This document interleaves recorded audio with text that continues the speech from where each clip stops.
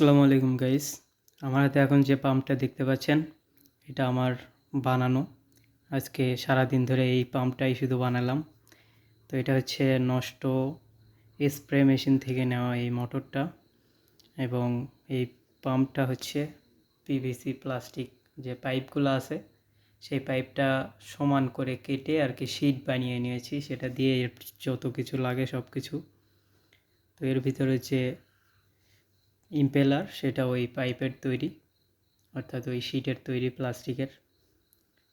তো দেখতে পাচ্ছেন, আর এটার পাওয়ারটা অনেক ভালো, অনেক হাই স্পিড। তো এটা কালকে আমরা টেস্ট করব যে এটা মাটির নিচ থেকে যে বোর্ডিংগুলো আছে সেগুলা থেকে ট্রাই করব। যদি পানি তুলতে পারি তাহলে তো আলহামদুলিল্লাহ, তবে সম্ভবত হবে। আসসালামু আলাইকুম। তো এই ছিল।